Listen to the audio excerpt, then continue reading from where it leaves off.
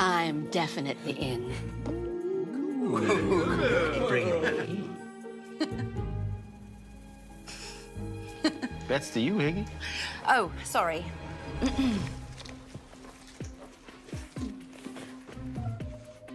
Hey, you guys can't do that. Do what? You're colluding under the table. I saw you were doing something. Oh, they're playing footsie. No, you know what? He's right. You can't do that. You could be signaling what cards you have. I swear, we're not cheating. That's exactly what someone who's cheating would say. Oh, come on, this is absurd. We are cheating. We're not really good at it, are we? I mean, Thomas's chip stack is twice the size of ours put together. Exactly. All the more reason for you to want your money back. Oh, do you really want to start talking about who owes whom money at this table? Oh! Well, she does have a point there. Poker is not a team sport. Okay, fine. You know what? I'll make this easy. I'll fold. Yeah, I'm out too. Okay. Here comes the flop.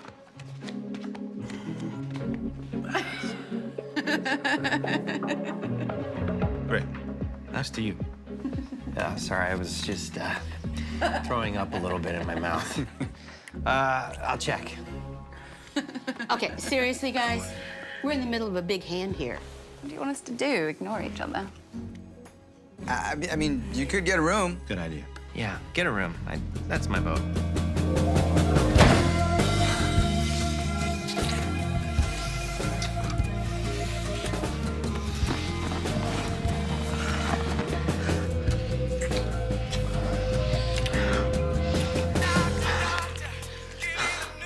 Don't you dare answer that. I don't want to. Juicy balls. I know. Dr. Shaw. Yeah, I'll be right there.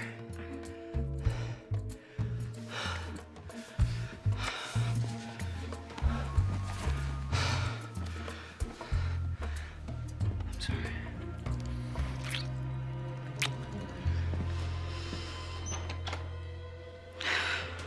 Look who's on fire now! Oh, come on. Oh. I see you, Kumo. Hey, look who's back. Oh, that was fast. What happened? Don't ask. No way you had timed it. Yeah.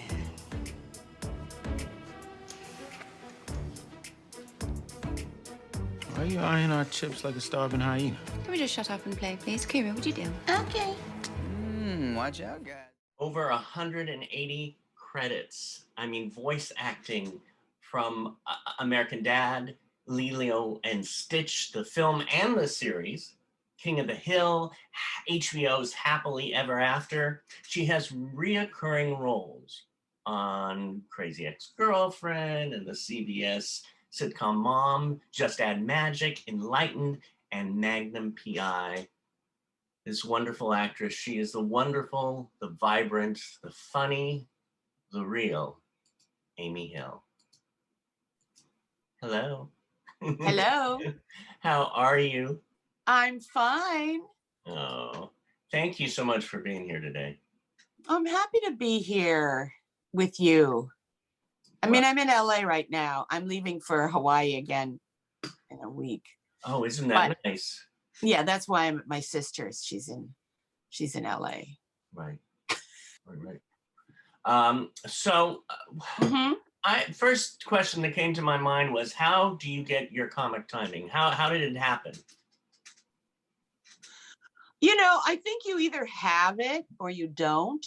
Mhm. So for me, I started doing I started being funny in my head when I was young. I was afraid to say any of it out loud because I thought people would think I was weird. So I always thought people and things around me, situations that happened were odd. So I would, in my head, have sort of a comic timing. My mother, who is Japanese, had also a very strong sense of comic timing. So she would be able to, tell a story and then always have like a nice pause before she had the blow off line. Right. I don't think she studied it. I think you just have it. And I don't even know if you know that you are doing that when you're doing it. So I sort of had, I sort of developed it, I guess, as I went along. And then when I was in San Francisco, I was starting working at the Asian American Theater Company, and literally, I started doing improvisational comedy there, and that it came from Del Close, where it was actually, Del Close is like the father of improv in Chicago. Yeah. So, but he wasn't in San Francisco, but people who had studied with him, and they did political agitprop kind of improvisation. Yeah. But they also were not trying to be funny. They were trying to be real, and would find the situation the comedy in the situation and real characters dealing with the situation. So we were always reminded not to try to be funny, which was easy for me because I was terrified of improv. And so a lot of times people would laugh, and I would think, why were they laughing? Because I would just be in the background ironing, or, opening a door, closing a door, and doing the best job I could and doing those things. And people would laugh. And so in the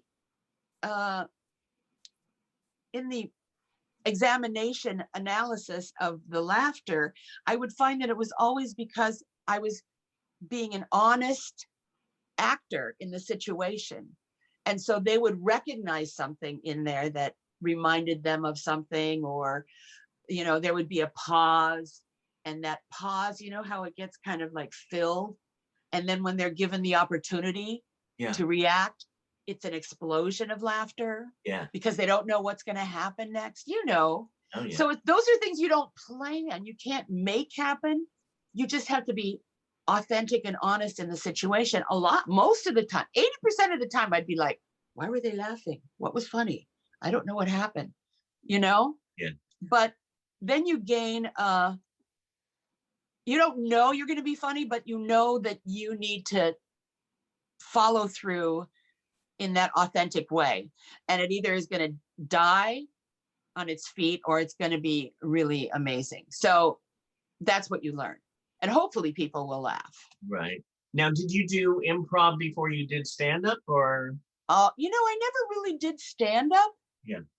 I did it once, just a couple of years ago, because somebody asked me to. But, stand-up is scary. When you're doing improv, you have other people you can depend on. Yeah. And in the early 90s, I was asked to do a solo performance, which was comedy, but I wasn't planning it to be funny. I was just, telling a story, and it was funny. Yeah. But it was also very touching. I wasn't trying to be touching either, but, Right. some of the events in my life were sad. Right. So, or thoughtful or whatever. So I'm always just trying to be honest in a situation. Yeah. But then people will laugh, and they think I'm, trying to be funny. Well, that's what makes you such an incredible actress, because you come from that real place, and you seem to find the comedy, the humor in the serious moments. Right. And it just happens that way. It just comes out that way because you're using your vessel, so to say, I guess. Yeah, I guess. Yeah. I mean, I did comedy sports for a while, Yeah. Comedy sports, and that is like, you have to be funny. Right. And sometimes I was just tired. Yeah. And so I would react honestly, and the audience would just go crazy. And I thought, well, I'm the only one up here being honest. Are you ready to play? And I'd be like, yeah, I was tired. I wasn't trying to get a laugh, but in reality, it was like, it's 10 o'clock at night. I'm too old for this. Why do we have to be so upbeat? Right. Well, I know. When you were, I researched about San Francisco, and I was thinking, I wonder how long you were there, because I grew up in the Bay Area, and I went to ACT. I did too, for a minute. Oh, well, because ACT was like, Yeah. they thought improv and Asian American Theater Company was not important. So, you know what I mean? they were like, you can't do that and this. And I was like, well, I'm going to do that then. Good. So Good. there you go. I only did their summer congress, which was, Mhm. you know, it was like 10 weeks of intensive, you know, learning and ballet and this and that. But Well, how old were you? I had just, that was 91. Oh, I think I was, well, I graduated from college, San Francisco State in 88. In fact, I did a show, I did Endgame with Elaine C. wow. in San Francisco That's State. so great. Yeah, I left in 87. I was in San Francisco from 79 to 87. Oh. Yeah, those were my years. I was, and you know, I see all these places you grew up, you were born in, oh, I have it here. You It's were okay. born in Deadwood, Yes, and then you went to Seattle? yes. And Then- after I graduated from high school, that's where I started act. I mean, In Seattle. yeah. I mean, I performed on my front porch in Deadwood and in Seattle, but then I started training in high school. Training, if you can call it that. But you know, and I was a serious dramatic actor. I was like, I need to suffer for my art. I told people that. You're right. Oh my God. And then I moved to Tokyo to go to university. And you know, and I think that's where I sort of honed my humor. because it was always, every day was something crazy, you know? Yeah. Crazy people on the train. It's like moving to New York. It's just a lot more crazy people. Interesting, surprising. Right. Right. So, Yeah. I want to pause for just a second. I noticed Mm-hmm. for some reason today, you're speaking and then you're mouthing it after for some reason today. It doesn't always happen, but you know how that does that? yeah, so we're not syncing. We're not syncing. Hmm. And you know, sometimes it happens for like a minute or two, but then it sinks back in. But Okay. Well, I'm just looking to see if everything, well, my side looks good when I look at myself. this is my side. Yours is good too. It's perfect. All right. Well, I I say don't know. we'll go with it. We'll call the Okay. episode in sync. Okay. Tokyo Bound. Tokyo Bound. Oh, and you know what I noticed too? I was like looking at your clip from live from Lincoln Center. How amazing was that experience? That was. Fair lady, you think you have fools in hand? Now, sir, I have not you by the hand. Marry, but you shall have. Here's my hand. You are dry, sir. Well, I think so. I'm not such an ass, but I can keep my hand dry. What's your metaphor? Why, a dry wit, sir. No. What's your jest, sweetheart? Nay, think not on it, sir. More of your conversation would infect my brain.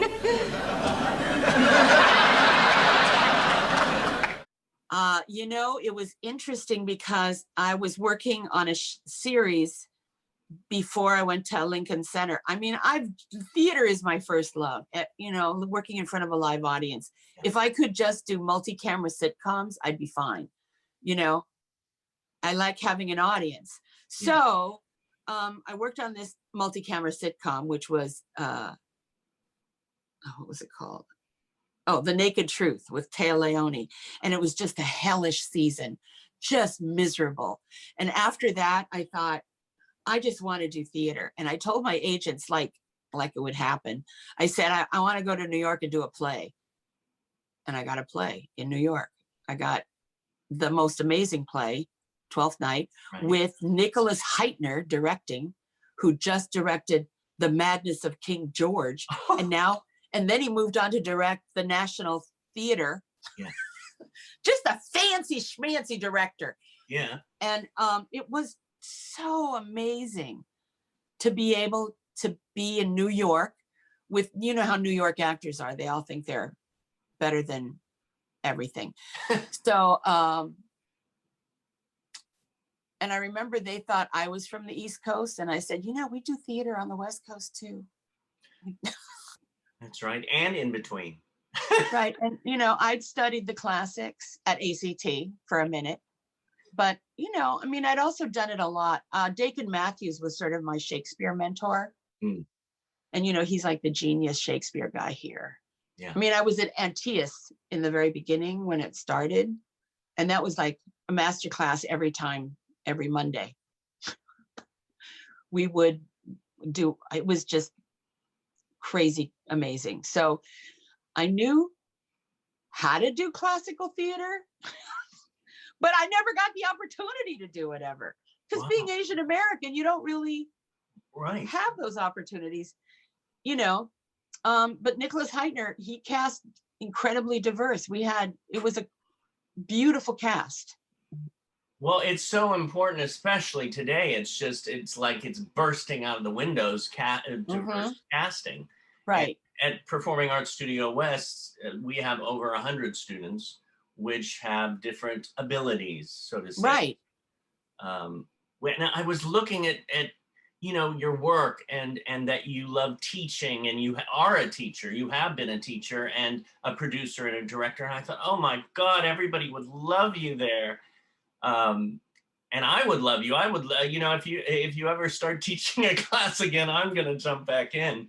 Well, you know, the hardest thing teaching I found after a while was being able to commit to every Monday or every Tuesday or a 6-week session, because inevitably you get a job and then, you know, I just don't like to not be able to follow through on a commitment. So yeah, well, especially sometimes I'll do little like master classes on the weekend or whatever. Right. I know, but there's a lot of wonderful teachers. Oh yeah. Way better than me. Oh, well. Out there. You know, I remember, you know, even films like, I mean, one of my favorites, I Saw You in White Frog by Quentin, you know. Oh, that's so funny. Yes. I just saw that. You know, I love the film, but that scene, you blew me away. You're so sweet. You know, and I had seen you on TV and film before, and I was just, you know, when you see somebody that just sucks the air out of you in a good way. And it was brilliant. You're so sweet. My mother died and I can still hear her. Oh, you're so smart. Why you don't become doctor? Oh, shrink not doctor. Shrink just somebody you pay so they pretend to like you. Yeah, you gotta be doctor, then marry doctor, then have baby. Someday gonna be doctor, or mommy gonna die. Was it your fault that she died? Oh, who knows? Maybe that's why she's still on my case. Dead people, they come and go like they own you. Sometimes I feel like taking a restraining order out against her. Oh, so messy! Oh, you gotta clean sometime. You know, every day, just a little bit by little bit. Then one day, oh, surprise! Oh, clean. I have to say, I was with Alec Mapa the other day, and years ago, we had this concept for a pilot where the people, it was a private investigative agency, and everybody who worked there, who was in the agency, were people of color, people with had disabilities or challenges of some kind, because, you know, in those days, maybe now too, we were invisible. So the best way to have us like infiltrate anything was to go in as the people of color or the people in, because nobody would even notice us. Yeah. So we were really good at our jobs. Yeah. You know what I mean? Yeah. So, I mean, we already, my dream was to make a pilot which was peopled with people that are never cast. Yeah. But not, and you would not focus on the fact that they were in a wheelchair or they were Black or they were whatever they are. They were just people and they did their job. And it wasn't like, you know, because that's how we, I think, generally are, you know, with somebody that is missing a leg, or if somebody has like a big giant port wine stain, or, you know, I remember on Preacher, I was working with somebody who wasn't disabled, but in the show, he had blown his face off. So he was called, did you ever watch Preacher? You know, I think I watched 1 or 2 episodes, but well, he was called, I think he was called Arseface, because literally his face looked like a sphincter. And I thought to myself, how am I going to talk with this man? And in the first scene, I remember the first time I saw him, I was like, wow. And then after a while, you just don't notice it anymore. You really don't. That's gone. Yeah. Isn't it true? Oh, it's so true. I mean, it's so interesting, and I was so blessed, and I've said this before on different times, but I was so blessed to be in Hollywood or in LA, and my extended family turns out to be this community, and I don't think about, you know, this person in a wheelchair or that person with Down syndrome. I think, well, there's Jamie and there's Toby and there's, you know. Right. I mean, I think you don't not see it. I mean, the first time you meet them, you actually do go like, right. How do I react to this? And then within moments, you're just like, well, whatever. Yeah. You know, it's like my mother, who was, you know, Japanese, weird, had a big, thick accent, which is all I saw. And then she was working in a hospital kitchen, and I remember going to pick her up one day, and everybody in that kitchen was from somewhere else. And it was like this cacophony of thick accents from Eastern Europe, Mexico, I don't know where they were from, but they didn't hear that, they didn't see that. Yeah. They just saw each other as people. And that was the first time I think I realized how superficial those things are, that they aren't really what really describes who you are. Well, and I mean, at this time that we're all going through, it seems to have come to a head again, where people can't see. I don't know. I feel like I'm from another planet sometimes, because I'm all about, hey, we're all family here, and then So yeah. Well, yeah. I mean, the Asian hate stuff. They see the Asian, they don't see the person. Yeah. You know, when a Black kid comes out of is stopped by the cops, they don't see a person, they see a Black dangerous man. Yeah. Even if it's like for, you know, nothing.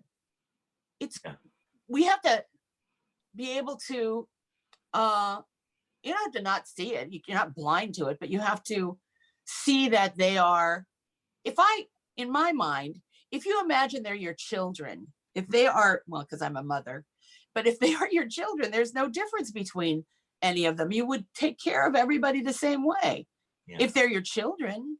Yeah. So anyway, on our show, Magnum, we do have a guest star who I love. Yes. Christopher, help me. Anyway, and he actually plays a vet in a wheelchair, and he's not a vet. I don't think he had an accident. He hiking or something, rock climbing, but he's an actual guy in a wheelchair. And his first episode, he had to surf. Wait, and he didn't know how to surf. And they said, you're going to learn how to. And they stuck him on a surfboard. And he's out in the ocean. I love it. But you know, that's what I love. He's a great actor. Yeah. He had an accident a long time ago, but he was an actor before. He's still an actor now. He doesn't have the use of his legs, but you know, he's amazing, and he doesn't see anything, and neither do we, I don't think, see anything as something he can't do. It's always just like, well, let's see how we can make it work. Yeah. And he's the same way. And that's what I love about Magnum, is that they are trying to. Now, it was so fun because the other day I moved from LA right now to be with the family up north again. Uh-huh. And I'm with my brother and my mother, and I'm constantly working, and my brother's doing his stuff, but he also watches a lot of TV. And I walked in and Magnum was on, and I said, oh, there's Amy. And he said, oh yeah, she's wonderful. And I know her. I know her. I do the same thing all the time. I'm always like, I know him. I know it's now more and more now. I'm like, whenever, especially coming back to the home base where I grew up, the little, San Mateo area kind of thing. And oh, look, yeah. But yeah, I mean, it was so fun to work with you on Big Gay Love, Ringo Lee. I love him. I wish I could eat his food every day. Oh, Jesus. I have you eaten any of it? I have. I went to when he used to have his place in Palo Alto, I know. I mean, I didn't know his mom was a restaurant owner, chef, cook person. Yeah. Yeah. So she cooks. So anyway. No. So let's say a student was going to come up to you and say, I love to act, but the one thing and I get the emotion out. I know how to hit the comedy and this and the real coming from a real place. But the thing that stresses me out the most is the lines, worrying about the lines, and then afraid that I'll not have the line come out. How do you guide a student to that? Well, I'm not always great at everything, because I will let my nerves get the better of me many times, especially if I think it's something that I really want to do. I really want to do this show. So yeah, I will get more involved in who's in the room, how do they seem, how they're reacting to me. I mean, I just get involved in too much stuff.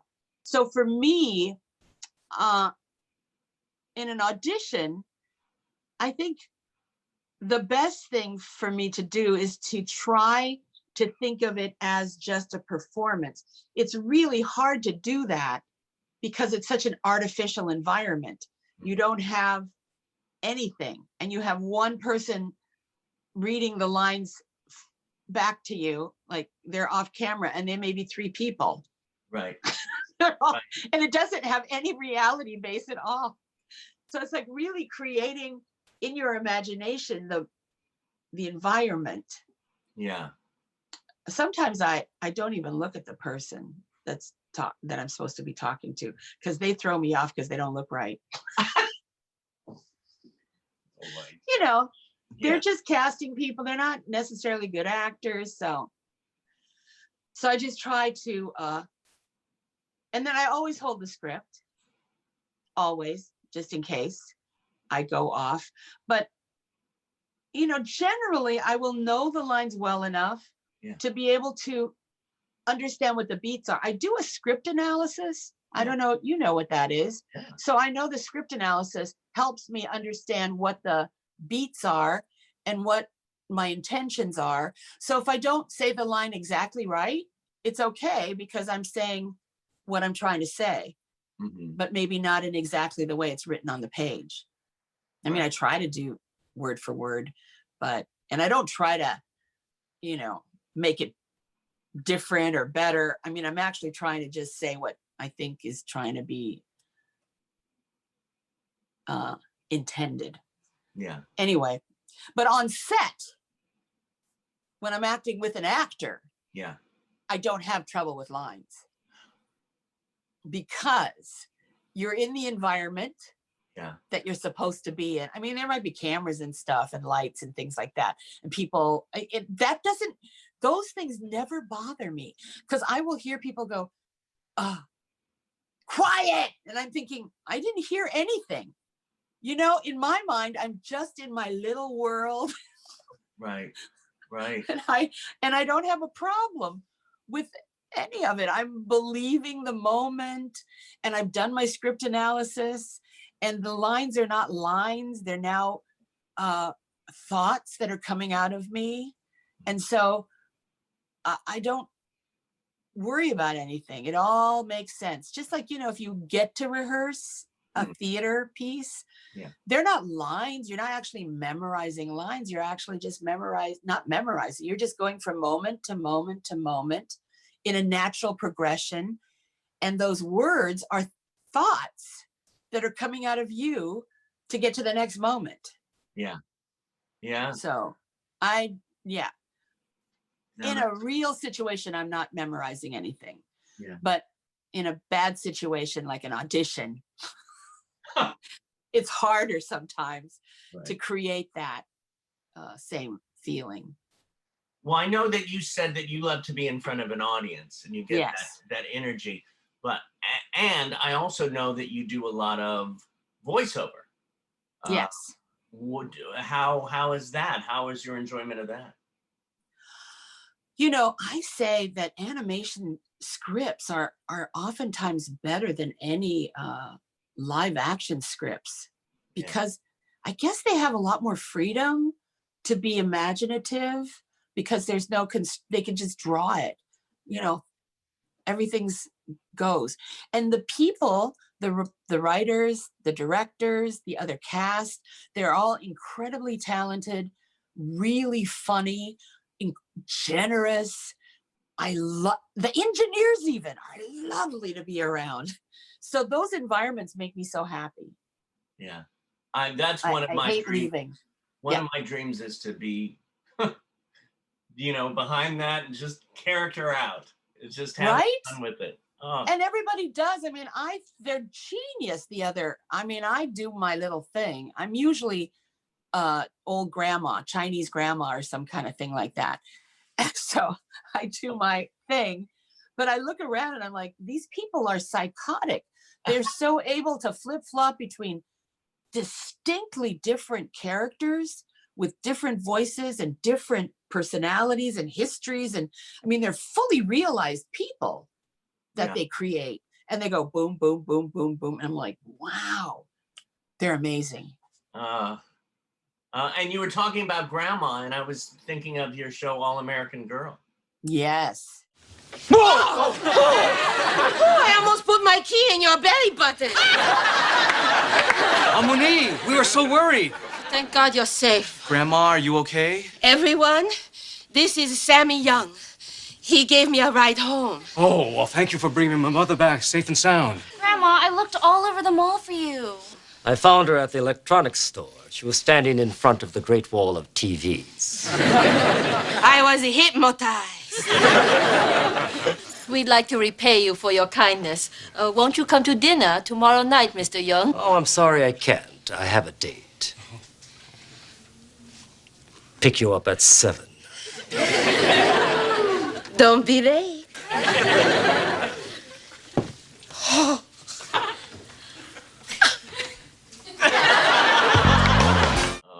Well, you know, I did my mom all through my time in San Francisco, you know, in improv.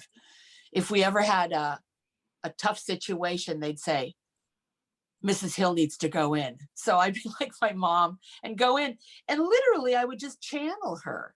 I didn't know where she was going, but she was just reacting off what was going on in a very honest way. And then she'd say crazy stuff, but it was something I never planned. I never knew what she was going to say, never knew what she was going to do. I just sort of went with whatever was happening. And she was fine in any situation. You got to find those characters. Right. That you can throw into anything. And you sure have like a plethora. That's one of my favorite words, plethora. It is a beautiful word. What brings you the most joy in life? Well, theater, I have to say, working in front of an audience, finding that groove where you're not thinking, you're just being all the time on stage, and you can feel the audience.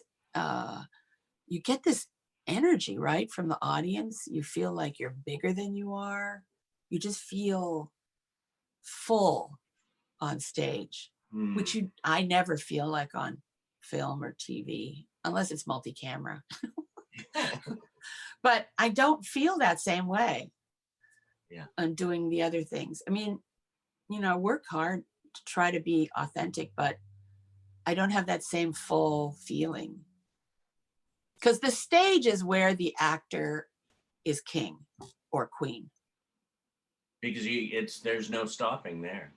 No, there's nothing between me and my performance. You know, there's not going to be somebody stepping in going, cut. Can you do that again with a little, you know, I mean, I have to, when I'm doing film or television, like Magnum, they'll give me a note and I just think, I don't really feel it, but, you know, I'll give it a shot. You know, I have to sort of compromise my instincts sometimes. They usually let me do what I want, but every once in a while a director, because we have different directors for every episode. Right. You know, a director will come in and say something just crazy. And I'm always, you know, I should give it a shot, you know. I don't know what the absolute perfect answer is to anything. I'm just, you know, trying my best. But maybe their idea is okay, so I try. Well, how do you deal with that when a director or somebody comes up to you and gives you a thought of, can you do this or do that, and he doesn't explain it. Can you do it faster? That kind of. What is your process for that? My process is to, in the moment, I mean, I think that's what we have to do as actors on film and television in that medium, because it's so fast. You don't have time to discuss it. You know, we got to get this shot in the can. We're going to lose light. So my job is to rationalize it. I think it comes from, you know, when I lived in San Francisco, I also did voiceovers. That was how I made my living. Commercial voiceovers. So you don't get the script until you get in the room and you see the script and you have to make choices immediately on everything. Right. So I feel like in many ways, you could make 100 million choices and they would all be okay. You just have to justify them in your head, rationalize why that would be an okay choice. So I'm able to do that. Yeah. So if he asks me something crazy, I'll just go, okay. And then quick, try to change everything. I mean, it happens in auditions. Sometimes I have a character and she has an accent because she's from the Philippines or something. And they'll say, do it without an accent.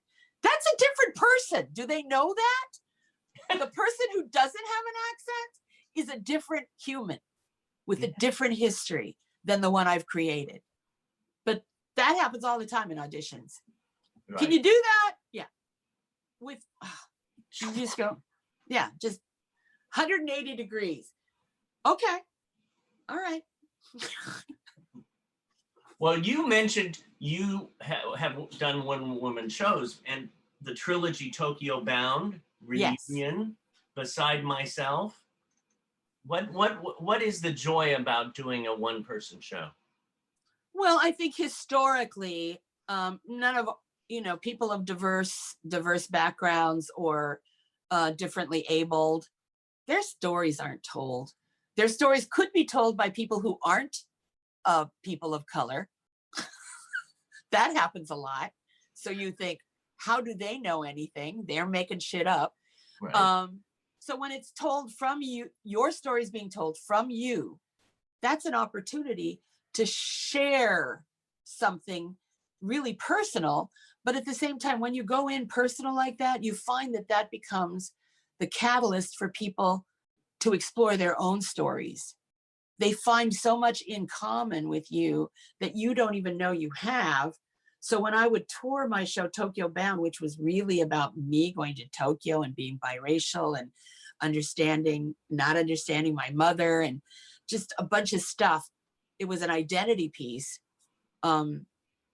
People came up that were African-American and they'd gone back to Africa, you know, which was very far from their history, but it was in their history. And just knowing, like old Jewish ladies would come up and go, that's my story, you know, and you think, what? But it wasn't specifically their story, but it was their way of being able to connect to their story. And that was something that was really I think, a wonderful thing that you were able to share with people. Because sometimes people would tell me their stories and I go, Jesus, you need to write a show. A lot of good stories out there. You just scratch the surface of anybody. Yeah. And their story will be amazing. So I don't know why we have to have these, reboots or. I know, like. There's so many stories out there. Psycho. How many times do you have to? Yeah. Why? What do you want the most at this moment in your life? Well, right now I'm working on a movie with some older actors. And I'm working with Lois Smith, who is 91. And she is an inspiration. You can tell that she loves to act. She loves doing what she does. And she is so invested in doing as authentic a job as possible. I mean, she knows her lines. She understands what she's doing. She understands the comedy of it. She doesn't miss a beat. She's amazing and never complains. We did a night shoot the other day of the other older ladies, and we're like, oh man, I don't like night shoots. She's like, oh, where's the restroom? She's totally fine. Oh, are we done? Yeah, it's 5 o'clock in the morning, Lois. We can go home now. So she's inspirational, and I want to be like her. Before the pandemic, she just closed a show on Broadway. I can't hear you now. Well, now I do. Yeah, I muted myself for a second because, of course, the maid is here today, or the cleaning maid. She just came. Yeah, I know, I understand. I don't hear anything, it's fine. I'm so here. Well, I want to thank you so much. This has been. Thank you. Thank you for what you do. Really, I'm so glad you give all these, you take the time to make these opportunities, I think, which is really important. You do. The fact that you have this workshop. Well, I love people. I love connecting people. I love connecting different places like Joy Travolta's Inclusion Films and where I'm working now, Performing Arts Studio West. And when I first got to LA, I was waiting tables doing the acting thing. And I met this wonderful woman, Mary Rings, who opened the door, and there was Born to Act Players, who had over 30 actors who happen to have Down syndrome, and it became a family. Well, that's the thing. When I first moved to LA, I remember CTG used to have these conferences. They had a Chautauquas, which is a new word. I love Chautauqua. That. Yeah, they would have these... everyone, Chautauqua. Do you know what was her name? Valerie? Victoria. She had something. I don't know what she had. Some kind of physical thing. But Victoria was the head of it. And it was so remarkable to see dancers and singers and actors, all of different abilities, coming together from across the country to, advocate for their rights as artists. Yeah. Performing artists, and they were brilliant. So they'd have performances all weekend long, and you'd just be like, we need to see this everywhere.